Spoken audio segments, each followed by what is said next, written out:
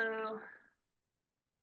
All right, let's go ahead and get started. Hi, everybody. Welcome back to the Educating Character Initiative webinar series on how to do assessment and measurement character in the university. I'm Jennifer Rothschild. I'm the director of the ECI. Today, we have an awesome team of 2 speakers to lead our session. If you are just joining us more recently in our webinars, that all of our past webinars are available online in our on the Educating Character Initiative page in the event section. If you scroll all the way down to the bottom, you can see the ones that you've missed. So if you want to get caught up, you can find them there. The format for today's session will go as usual. I'm gonna, in a moment, turn it over to our speakers for today, and they'll have the floor for a presentation. And then we'll have lots of time at the end for Q&A.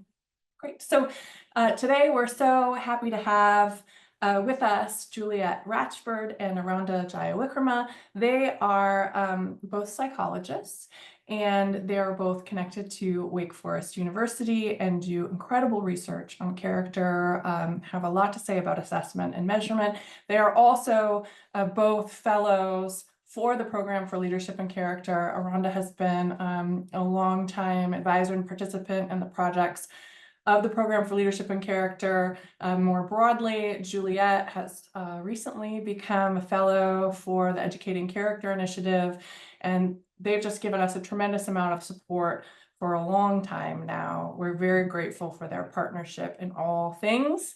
And they're going to come talk to us today. Their presentation is an introduction to character measurement. Turn it over to you guys. Thank you so much. It is wonderful to have the opportunity to speak with you today. Just give me a second. I'm going to share my slides very quickly. Okay, so I'm assuming everyone can see this. First of all, welcome to all of you. Thank you so much for coming to this the latest in this seminar series. It's a privilege to have the opportunity to share some of the work that we've been doing now for more than 14 years here at Wake Forest.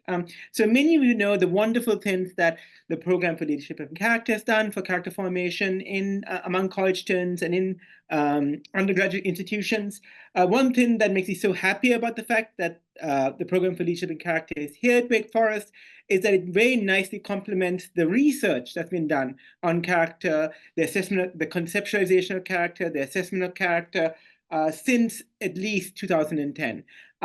Myself, Juliette, my colleagues Will Thleeson, Mike Furr, Christian Miller, we have worked on multiple projects funded by the Templeton Philanthropies and other funders on various questions related to character, including the conceptualization of character in both philosophy and psychology, the conceptualization and assessment of specific character virtues. So for example, we've done projects on character virtue formation in the wake of adversity, the assessment of different character virtues such as compassion and empathy, intellectual character virtues such as intellectual humility and open-mindedness, and more recently, the assessment of honesty. So the picture that you're seeing here is the team that made up the Honesty Project, which was a large multi-million-dollar initiative that was based at Wake Forest until last year. And it's an example of how one goes about systematically conceptualizing and measuring a character virtue. I thought I would spend the first few minutes of my presentation before I hand it over to Juliette talking about the measurement of character using honesty as an example. So the goal of this research project was to come up with appropriate assessment tools for assessing honesty as manifested in daily life. And I'll say in a little bit why honesty in daily life. So in thinking about this process of assessing honesty from a psychological perspective, I'm going to answer these 5 questions. I'm going to first talk a bit about why honesty is a particularly important character virtue. Now, for many of you who are here, it seems self-evident, but I'm going to make a point in a few minutes that honesty is perhaps the most important virtue for many people. Then I'll say a little bit about why it's important to study honesty in daily life, why we conceptualize honesty in terms of truthful communication. So why is that core feature of honesty our focus of assessment? And then I'll talk a little bit about how we developed an assessment of truthful communication as a trait, as an enduring individual difference, as well as a momentary manifestation or as a character state. And I'll say a bit more about the difference between a state and a trait in a little bit. Okay. So our main motivation for studying honesty is that we found through multiple studies that among all character virtues, honesty is the trait that people care deeply about. Perhaps it's the most important trait that they think about, both when they consider their own character and the character of other people. So as part of work we did on a prior research project that was funded by the Temple and Religion Trust, we asked participants, what are the traits that are most important for you to like someone? What are the traits that are most important for someone you would respect? And what would you need to know about someone? What traits would you need to know about someone to feel like you really understand who they are as a person? So we ask these questions and we give them a set of items that they could use to rate people in terms of the traits they would need to see in someone for them to like that person, respect that person, and feel like they understand that person in their true sense. And what we found is that whether it was liking, respecting, or knowing someone as they really are, honesty consistently came out number 1. So one clear reason why it's important for us to study honesty, right, is that honesty is clearly a character virtue that everyone thinks is important. And moreover, they think it's actually the most central trait when it comes to figuring out who are the people you like, who are the people you respect, and the people that you feel like you know really well. Okay. So we should study honesty because it matters to people, perhaps more than any other trait. So let's talk a little bit about why it's important to study honesty in daily life. Now, a little bit of background. There has actually been a lot of research on honesty in psychological science, but most of that research has focused on experimental paradigms in well-controlled laboratory settings that look at the extent to which people are likely to engage in dishonest behavior. So we were interested in studying honesty in naturally occurring situations in daily life.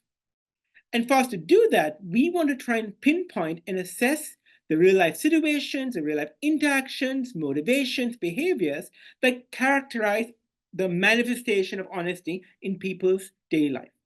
In our view, that requires both a trait-focused assessment and a state-focused assessment. And I'll talk a little bit more about this in a few minutes. So the idea is that we want to study honesty in daily life because we want to be able to sample and assess people's real life experiences of honesty and dishonesty, and also assess the extent to which people's own personalities interact with situations, with contexts that either facilitate or inhibit honest behavior. Okay, let me talk a little bit now about why we conceptualize the core of honesty in terms of truthful communication. Now, there are multiple conceptualizations of honesty. My colleague Christian Miller at Wake Forest recently wrote a book about honesty, where he spoke about honesty as being made up of multiple domains. So honesty in terms of not cheating, not stealing, not breaking promises, not lying. So when you think about what it means to be honest, it's clear that there are different domains, right, or different behaviors that are relevant to the virtue of honesty. So because as psychological scientists, we want to try and focus on what we think the core feature of honesty is. We were interested in this question of whether there's something fundamental or central that comes to people's minds when they think about honesty. The reason why is that we wanted to inform current conceptual accounts of honesty or current philosophical accounts of honesty with research that really highlights what people, most people in daily life, in regular people, think about what the core of honesty, and hopefully find some point of divergence. So we did multiple studies, and we published a paper last year in the Personality and Social Psychology Bulletin that gets into this more detail. But what we did is that we had participants generate multiple examples of what the characteristics of an honest person were, as well as characteristics of and examples of honest or dishonest behavior. And we subjected these to thematic analyses, we consolidated the items, we reduced the number of items, and then we got a separate set of participants to rate these responses in terms of which items or which characteristics were most central or definitive of honesty. So, and this is a subset of responses. These are the adjectives, and you can see the ratings in terms of percentage of people reporting that these were at the core of honesty. And if you were to zoom in here, what you would see is that the central characteristics of honesty, as rated by lay people, seem to be characteristics that are related to truthfulness or truthful communication. So truthful, true, trustworthy, sincere, accurate, believable. These are all characteristics that seem to get around this idea, this idea of truthfulness. And what's interesting is that this central feature of honesty is consistent with the core features of honesty as defined in other conceptual or philosophical accounts. So we see this nice convergence between people's lay beliefs and the philosophical notions of what the core features of honesty are. Okay. Our next step was to use these insights to develop a core definition of truthfulness. So we define truthfulness in terms of truthful communication. This is the definition we use as the basis for our scale development. So truthful communication is the tendency towards expressing one's beliefs accurately and faithfully. People with high levels of this trait tend towards expressing their beliefs accurately, truthfully, and in a way that avoids being misleading about those beliefs when communicating with others. Even in situations that might make such truthfulness difficult, uncomfortable, or costly, they are relatively oriented towards truthful expression. People with low levels of this trait are less oriented towards expressing their beliefs accurately and truthfully, perhaps even tending towards deception. So as you can see, right, the way we wrote this definition of truthful communication really highlights the fact that people who are high in this trait are going to be motivated to not mislead, to express their beliefs accurately, even in situations, in contexts that might inhibit the promotion of honesty. So they're willing to make those difficult decisions to be honest. Excuse me. So in writing items for this concept, we were mindful of including the different psychological components that we think make up a character virtue or character trait. So as part of a definition, it was important for us to include an evaluative component. So we want people, as part of assessing the trait, we want to assess the extent to which people believe that it's important or correct, morally speaking, to be truthful. We want to include an affective component. So the idea that if I wasn't truthful, I would feel guilt or I would feel shame.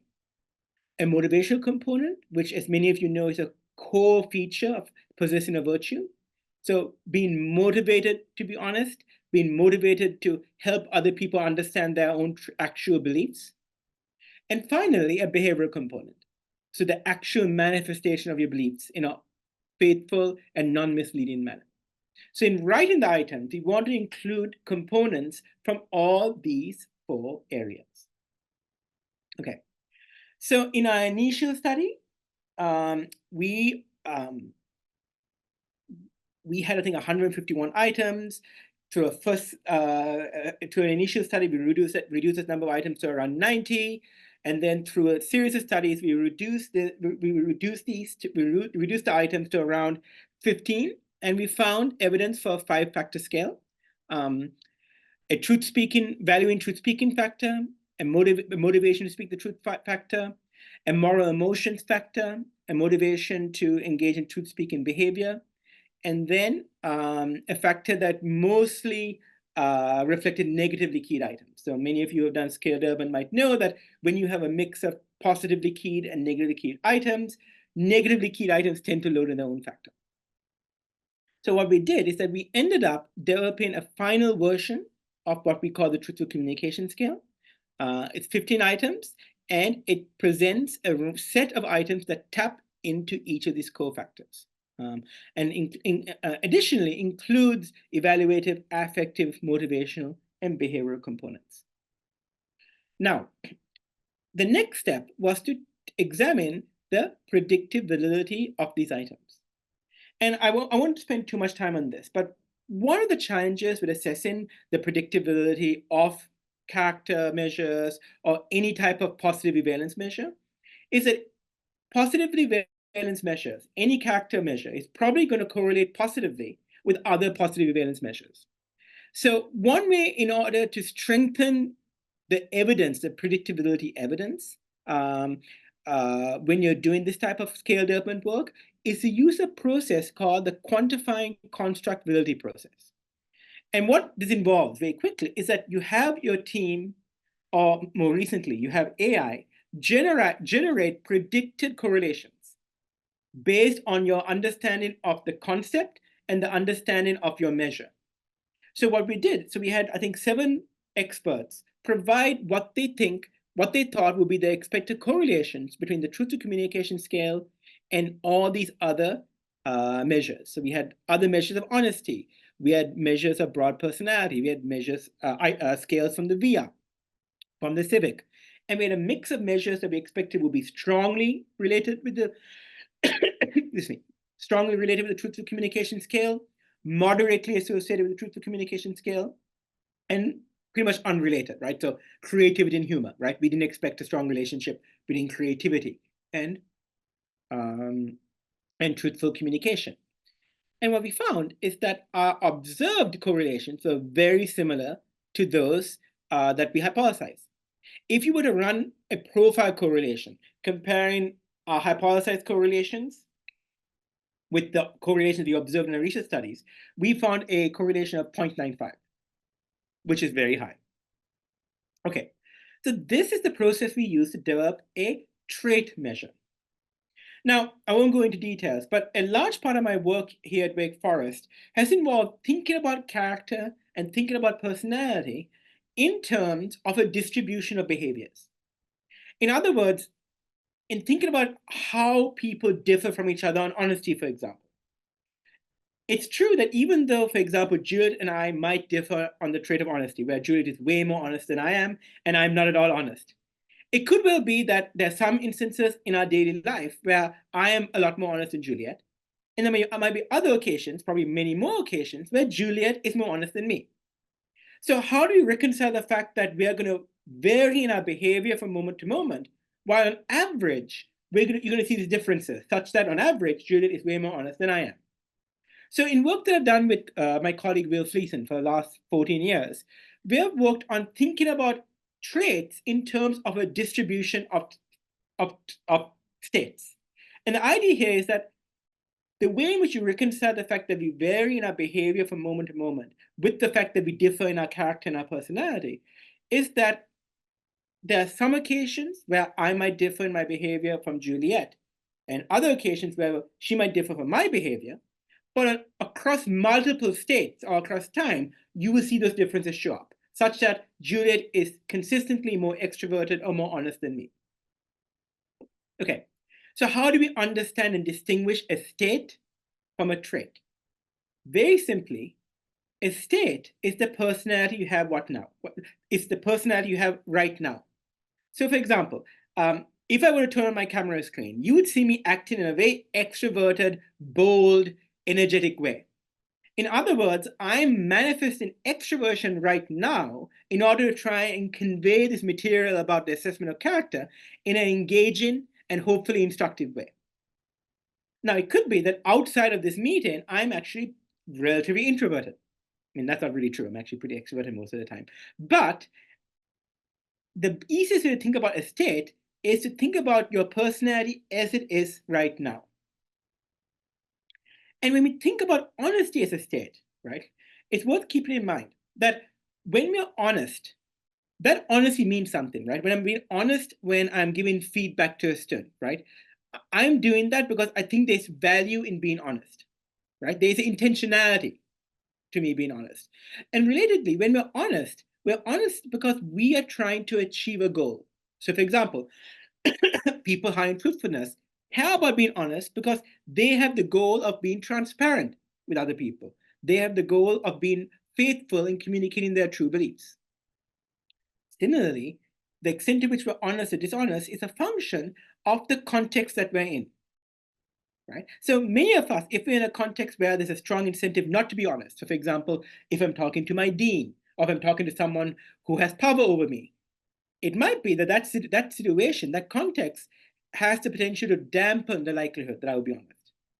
So in that situation, right, what would probably predict my being honest would be if I was high in the trait of truthful communication. So there you would see a person-situation interaction, where on average, that situation where you're talking to someone who's your superior would limit the level or would dampen the level of honesty, of truthful communication on average. But for those people who are high in truthful communication, they are more likely to be truthful in that context regardless. So something to keep in mind when we assess state manifestation of honesty is that people manifest honesty in specific situations. It's a meaningful, even if their trait honesty is low, they will be honest in some situations. And when people are honest in specific situations, it's because they have specific goals in mind. But also, regardless of your level on honesty, situational factors will inhibit or dampen your manifestation to some degree. So we developed a state measure. Here's I'm just going to give you some example items. This is an example of a behavioral item. So I told or otherwise communicated what I thought was the truth. I believed that the truth had to be told. It was important that in a situation that I tell the truth. I strongly wanted to convey information, or really strongly wanted someone to know information as I understood it. And this represents the correlation between people's dispositional score on the trait truth to communication scale and the aggregated state score across 2 weeks of experience sampling.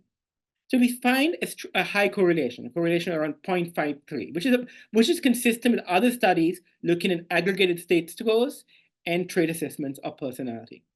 What we also found was that people varied in their manifestation of state truthfulness. So for example, people were motivated to be truthful when they had the goal in a given context to change someone's mind. Conversely, and I think this is really interesting, people were motivated to be less than fully truthful when they wanted to leave a conversation that they weren't enjoying, when they wanted to avoid doing a task that they didn't want to do, and when they wanted to avoid blame for something.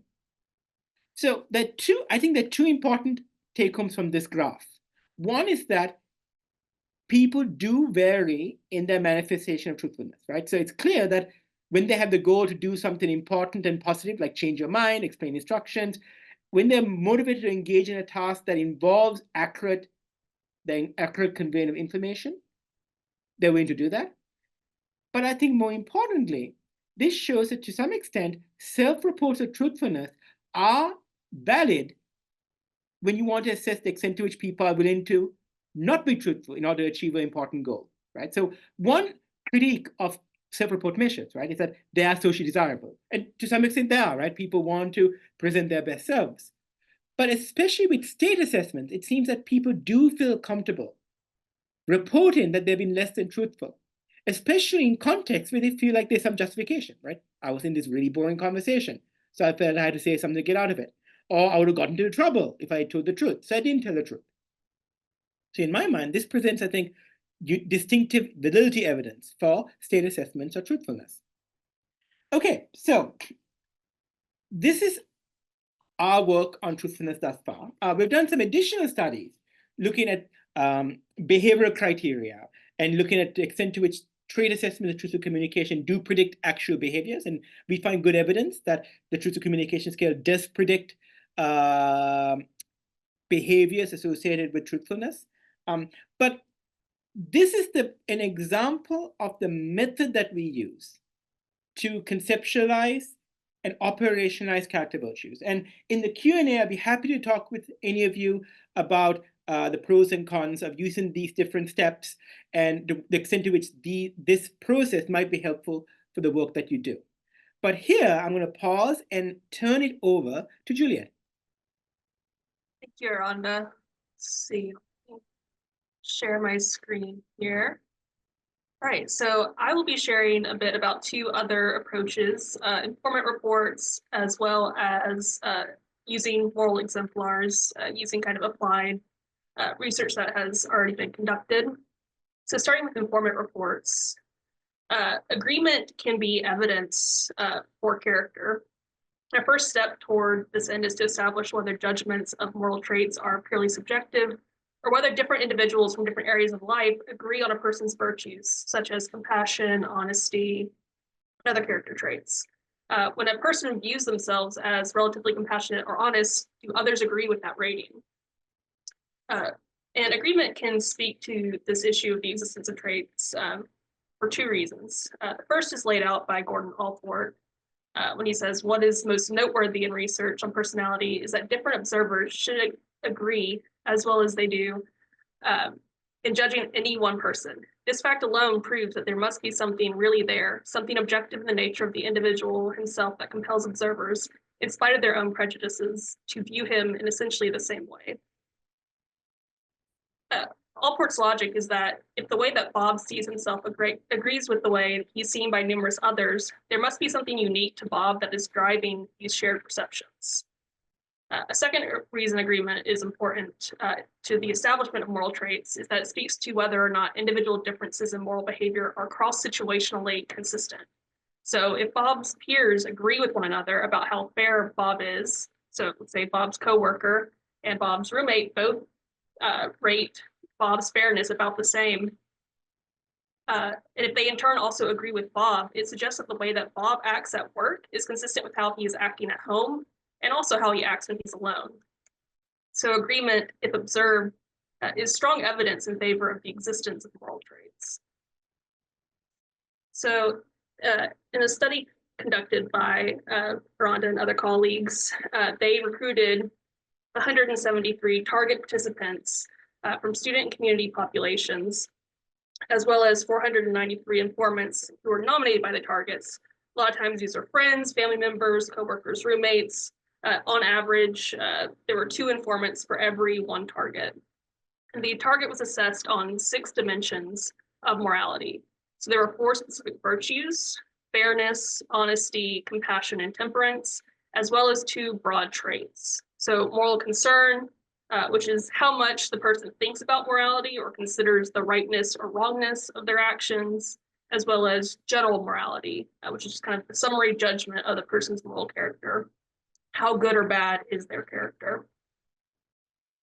So these are some of the sample items. So for fairness, they try to follow the rules. Honesty, tells the truth. Compassion, takes time out to help others. Temperance, rarely overindulges. Moral concern, they think about how to be a good person. And general morality, this person is a moral person. They usually do the right thing. From there, they looked at how well self and informant agree with each other, as well as how the informants agree with each other. So first we'll look at agreement at the trait level, which correlated the ratings among the different judges on each of the 6 traits separately. So as you can kind of see from these correlations, the self-other agreement was significant across all 6 traits. Among the 4 specific virtues, there was highest agreement for temperance and fairness, and lower agreement for compassion and honesty. There was also agreement for the 2 broad traits. So people's assessments of their own character were reflected in the way that informants from different domains of their life saw them. Additionally, looking at agreement among different informants, we get a similar pattern of results with lower levels of agreement for honesty, high levels of agreement on temperance, and moderate agreement on the other traits. Taken together, these results suggest cross-situational consistency to people's moral behavior across different domains, as reflected in the ratings from different people in different social contexts. Another way to look at an agreement is to ask whether different raters agree on the structure of a person's character. And here this is looking at kind of their moral profile. So do different people agree on a target's moral strengths and moral weaknesses? To illustrate, imagine that this diagram here in the bottom right corner represents how a target, Simon, rates his character. So he sees himself as quite honest and fair, but much less compassionate and temperate. So we can plot Simon's ratings of his own character on this graph. What we can then do is ask whether Simon's informants agree on the structure of Simon's character.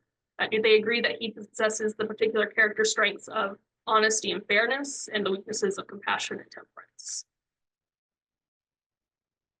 So if we have Paula rate his these traits, in general, she sees Simon more negatively than Simon sees himself. All of her ratings are lower than his. But Paula does seem to agree with Simon on the structure of his character, in the sense that she also sees him as more honest and fair, and not very compassionate. On the other hand, Jill Brett, who is Simon Cowell's mother, has a very different view of Simon's character, such that she's disagreeing with both Simon and Paula, seeing her son as highly compassionate and relatively average on all the other traits. So we looked at this with within this study. We can ask about the profile agreement within this sample. So here's how the average person rates themselves on these 4 virtues. Most people feel that they possess the particular strength of compassion, that being the highest here, and then particular weakness of temperance, so lower in the self-control, and then falling somewhere in the middle on fairness and honesty. And then when we look at informants, you can see that there is substantial agreement among informants who on average see the targets as possessing the same moral profile, a correlation of 0.66. However, we also controlled for the normativeness of these ratings, because this agreement could be driven by stereotypes. People are just maybe, or potentially just using a cultural stereotype of character that, oh yeah, most people are more compassionate than they are fair and honest, and most people are worse at temperance than they are at these other character traits. So controlling for, to rule that out, we computed a distinctive agreement profile. And distinctive agreement is a very conservative estimate of agreement, because it asks for each person how much their self-other rating on a trait differs from the average person. And you can see that even on distinctive agreement profiles, there's still strong evidence for agreement. And the distinctive agreement between informants was about 0.3, and self-other was 0.32. We can also consider moral exemplars as a way of getting at character and assessing character. So with moral exemplars, role models can be beneficial in multiple domains, including the moral domain. And moral exemplars can increase an individual's character development, typically through the process of a person admiring an exemplar, evaluating the exemplar's narrative and actions, and then seeking to emulate the exemplar's character. And the efficacy of moral exemplars, the research kind of indicates, depends on 2 factors usually. The first is attainability, which is how well can the person actually do what the moral exemplar did. And a lot of times this has to do with doing moral acts that do not seem too personally costly or demanding, as well as the moral exemplar's relatability. How similar does the person perceive the moral exemplar to themselves? There are 2 main types of moral exemplar approaches: the self-selected moral exemplar approach and the other selected moral exemplar approach. The self-selected approach, students choose their own moral exemplar, and you can ask students to identify multiple moral exemplars, such as peers, someone at school, someone who they may not know personally, but who they want to seek to emulate. There's also other selected moral exemplars, where students engage with narratives about moral exemplars selected by professors or by researchers. And in this case, the researchers or professors can structure narratives around certain topics or virtues, such as courage, generosity, purpose. And in both cases, students or participants are asked to write reflections about the moral exemplar and identify what they admire and seek to emulate in the moral exemplar. So an application, looking at how does this actually work in integrating moral exemplars into curriculum, colleagues here at Wake Forest conducted a study looking at the commencing character class, which focused on joining virtue theory with commencement speeches focused on character. And they engaged both types of moral exemplar approaches.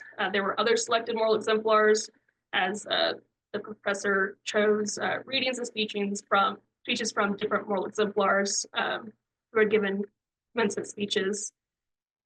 And also the students engaged in self-selected moral exemplars in that they identified a personal exemplars, even interviewed a personal moral exemplar in their life to write a 4 or 5 page profile of the exemplar's character.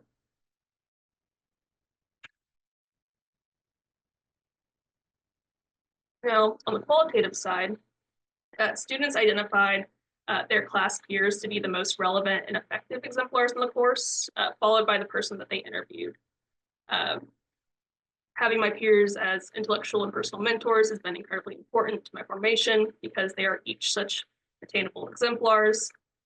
Students found in the course of the class that moral exemplars were particularly effective in their own character development, especially self-selected moral exemplars, so those being their peers or the people that they interviewed, were particularly impactful in their own journey of character development. Additionally, they did have some quantitative findings as well, where at the beginning of the class, students took measures of purpose, we have the items here, as well as the reliance on moral exemplars or the moral role model scale at both the beginning and the end of the semester.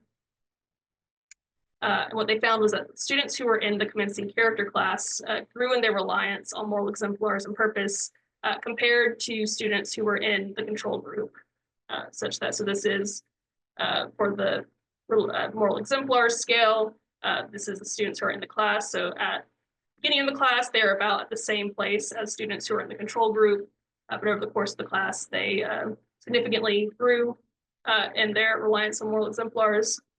And then on the other hand, with purpose, students who are in the class did start with higher purpose, but they also grew in purpose over the course of the semester, whereas students who are in the control group, I don't believe it was significantly, but they did seem to decrease in purpose over the course of the semester. So those are just 4 different methods that could potentially be used for assessing character. And here on this last slide, we kind of have just a table breaking down each method, what type of methods can, is it quantitative or qualitative, is it a mix of both, as well as the types of questions that this method can address, and trying to get at, does this method actually capture change? And we'll be happy to share this table at the end of the seminar for anyone who's interested. And yeah, that ends our talk. Perfect. Happy to take questions now. Thanks, guys. I'll get us started in a moment, but I just want to remind everyone, if you have questions, you can put them in the Q&A below, and I will feed them to our presenters one at a time. So thank you both very much. Maybe we can start with a kind of conceptual or framing question about this sort of work. So we have a lot of people in the ECI community who are trying to figure out the orientation to character. Some people take a virtue-based approach. Some people are working on other kinds of approaches. And then, you know, even amongst those who take a virtue-oriented approach, they may not share your sense of how the virtue operates or what honesty is. So I, for example, think that truthful communication only gets at a piece of honesty, but in order for it to be proper honesty, it has to be appropriate truthfulness. So if I run around shouting true things at people all the time, those don't all count as acts of honesty. Sometimes those count as acts of me being a jerk. And the honest person tells the truth in the right situations, in the right ways, and so on. So you don't have to agree with that, but it's a difference in an approach to what honesty could even mean. And then for people not doing virtue kind of work. So I want to know, as a kind of starting point, how much overlap do we need to have with your core of how you approach the questions in order to draw lessons from the work that you're doing? And where can we engage it, even if we have kind of conceptual differences in how we want to frame the work?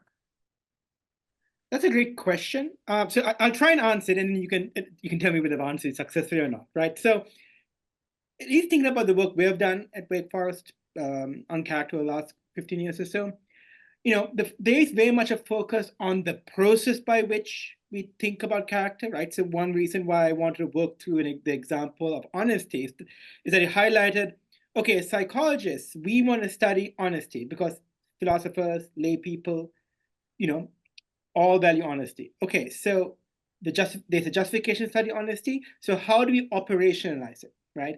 So in terms of being able to assess a key component of honesty in a way that captures that specific psychological construct, right? That's the main goal.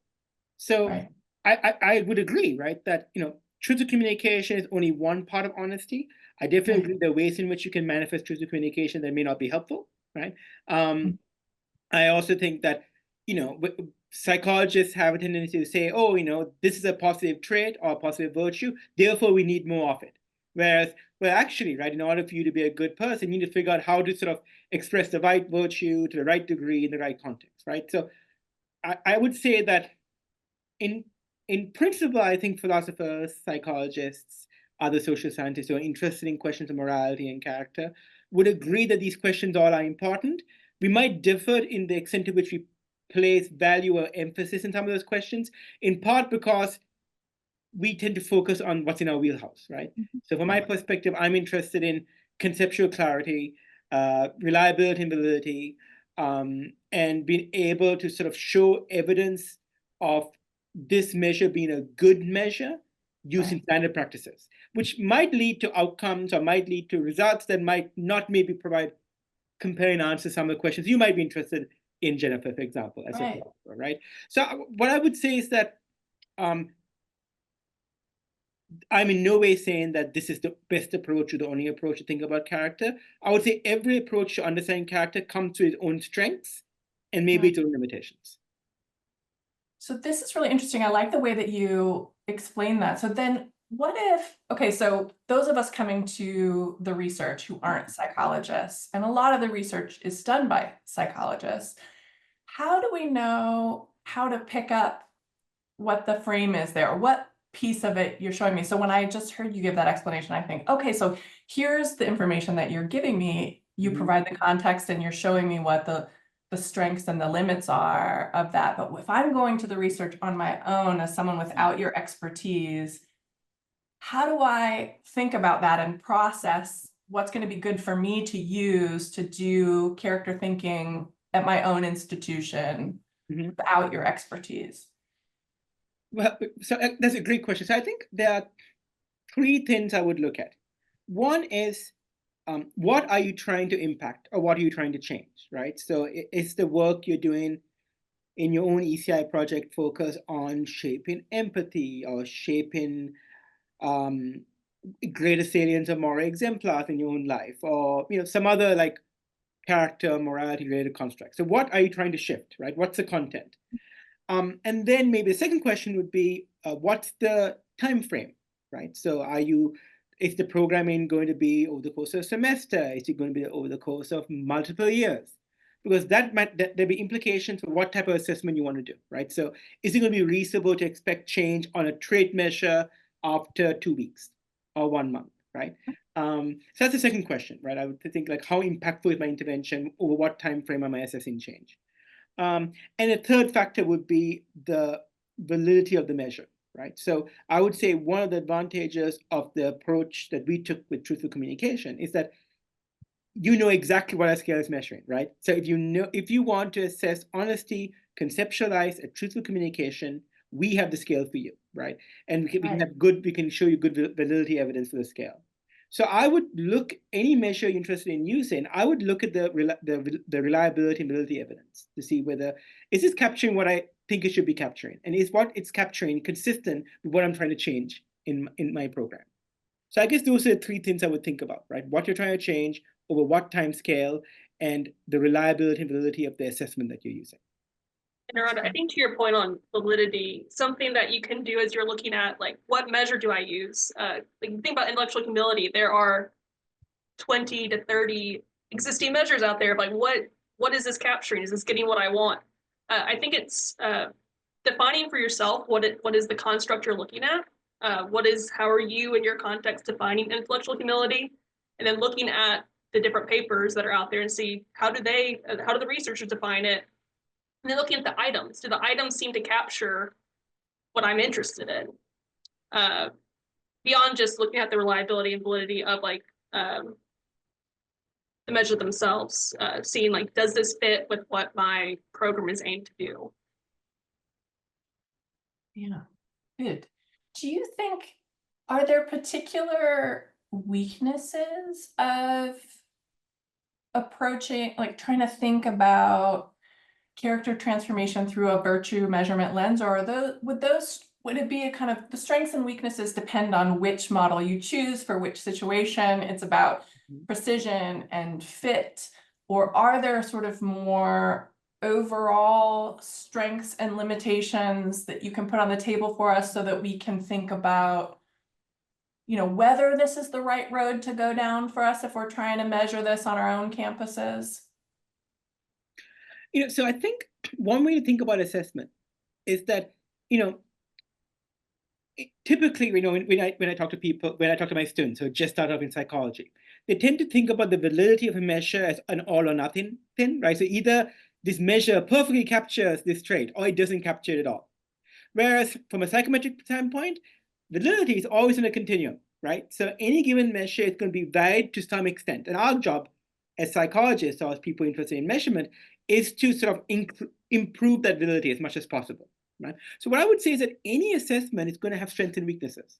And a trait measure is going to be great at capturing certain aspects of character and maybe character change. It may not be as good as capturing other aspects, right? So maybe if you want to show that a particular intervention is at least making people reflect on morality more in the short term, maybe a state assessment might be more helpful. If you're interested in looking at how a particular course has impacted how people think about their own identity, well, maybe you want to do some type of narrative assessment where you have people reflect on their sense of self and the centrality of morality or more exemplars to the sense of self. So I think, depending on what your goals are for assessment, there are different types of assessments you can use, and any given assessment is going to have strengths and weaknesses, right? With psychology assessment, we're always trying to approximate what's happening in the real world, right? And that's probably a good thing to keep in mind, that validity is always in a continuum, right? And we're trying to get as far along the continuum as possible, but we just do our best. Do you think, I have a question about the why. So you mentioned motivation. We think of honesty as truthful communication to be a part of the person is motivated to do certain things in different contexts. Is there a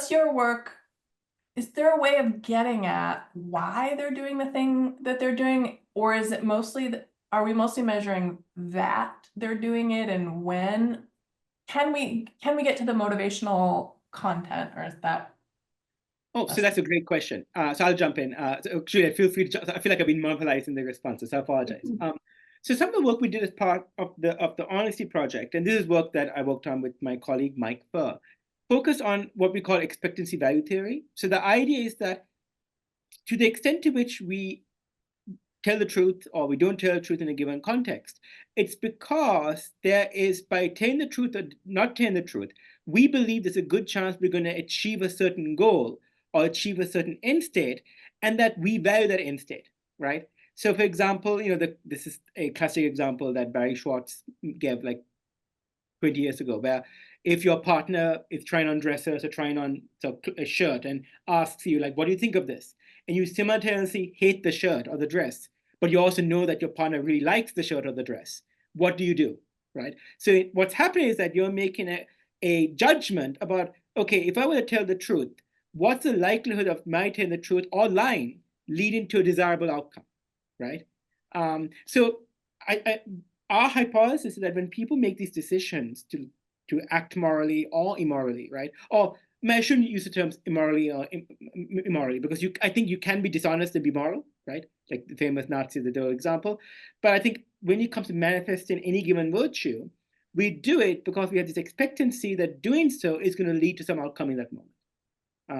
And we have found that, right? That, going back to that one slide that I showed that related specific goals to the manifestation of honesty or dishonesty, part of that involves people making these judgments about, oh, if I don't tell the truth here, that is going to increase the chances of me being in a scenario that I like, namely getting out of this really boring conversation. So I don't know whether that answers your question. Oh, good. Mm-hmm. You mentioned at one point honesty as a kind of master virtue or keystone virtue, something that's sort of standing in over a bunch of different qualities that we care about. How do you think about what it is to be a keystone virtue, and what are some of the other ones that would make that list for you that people could target and measure and be picking up on quite a lot of what's happening in character? No, that's a great question. So it makes sense that the study that you're referencing had to do with what are the characteristics we need to know about someone so we like them, that we feel we know them, and feel like we understand their core, right? And it makes sense that honesty is important, but just from from like an evolutionary perspective or functional perspective, part of what we need to do to get along with each other in social life is to trust other people, right? So when you ask me about information or when you ask me about my opinion, you need to be able to trust me, right? So as we seek out colleagues or partners or friends, romantic partners, it would make sense that a key characteristic you're trying to figure out is this person honest? When this person talks to me, can I trust him? So it would make sense from a social coordination perspective that honesty is really important, right? Because without honesty, it becomes very hard to have these sort of mutually beneficial relationships that characterize social life. I think, other virtues like, empathy and compassion in the context of interpersonal relationships. I think, fairness or beliefs that people are going to treat you in sort of a inappropriate manner, right? These are all virtues that I think are important, leaving apart the normative or the moral argument, right? These virtues are important because we need to know where other people stand on those virtues in order for us to have sort of successful relationships with them. I think there are very important functional reasons why certain virtues tend to rise to the top. Yeah. We have another question that's actually connected very much to the answer that you just gave. So a number of points in this talk, I feel like there's a kind of working from, it was, what the layperson thinks about this. We want there to be some overlap here, not just a conceptual imposition, but a kind of like drawing out of what we think these things are. There's also, I think in what you were just saying, there's a kind of, sensibleness that's driving the thought here. So it makes sense that this would be important in a kind of trust situation for social coordination. There's a functional role here. This should ring true to us. And then those sort of maybe pushing the other way, we don't want to generate our normative content out of, it's not, a sort of how we use the word, right? What people mean when they say honesty isn't the source of what honesty is. How do you balance that in your work between sort of coming up with an understanding that you want to work from the sort of the back and forth with a drawing out of what's out there versus imposing something back? How do you create that dynamic and make sure to stay faithful to all the things that you think keep it true? So that's a great question. I have like two responses to it, right? So the first one is, I think, as psychologists, the main justification for thinking about honesty as truthfulness or truthful communication to other psychologists would come from the prototype analysis that I presented in the first part of the talk, right? That clearly the core of honesty is truthfulness, in part because that's how people see the core of honesty, right? Now, we're fortunate that how people see the core of honesty is also consistent with multiple conceptual frameworks, right? So Christian Miller has truthfulness as a key component. Now, it's not the only component, right? But from an assessment perspective, at least we can make the case that this assessment is important, both because it captures what most people think of as honesty, but also it's consistent with a key component of honesty as understood by psychologists, right? So at least in this instance, we sort of sidestepping that issue, right? Of like, you know, where does the conceptualization of morality come from, right? Does it come from the people, or does it come from like a conceptual analysis or from normative theory, right? Now, the second point I make is, and this has to do with how normative accounts of ethics like fit with sort of empirical research. And this relates to some of the work I've been doing with Will Sleason on applying whole trait theory, which is our theory of personality dynamics, to the study of morality. I agree. I do think that, you know, normative theory about morality should operate independently of, you know, what the facts are on the ground, right? Or how morality breaks up, you know, when you do a factor analysis or when you do an empirical assessment. But where I think where it's important that the two do engage is when you don't want normative theory to make claims about human psychology that are not consistent with the facts about the matter, right? And I will say, you know, John Sabini had a really nice piece in Ethics in 2005 where it's about the person situation debate, and his main point was it like maintain the strong fact value distinction is not super helpful, but we should be clear about the ways in which the facts of the matter can interact with how we talk about what's valuable, right? Or talk about ethics. And one way in which it's important, I think, is any theory of virtue has to be at least consistent with our understanding of human psychology. No, that's great. We actually are out of time. We have so many questions that we didn't get to, so maybe I'll send those over to you. And thank you everyone for joining us. If you want to go back and look at this again, it'll be on our website in a week or two with the other past webinars, so you can review the content and send us questions if you have them, and we'll filter them on to our colleagues here. Thank you so much, Eranda and Juliette, for your time and sharing your wisdom, expertise about these matters. We really appreciate you. Thank you so much, and thanks everyone for coming. Thank you. Have a great day all.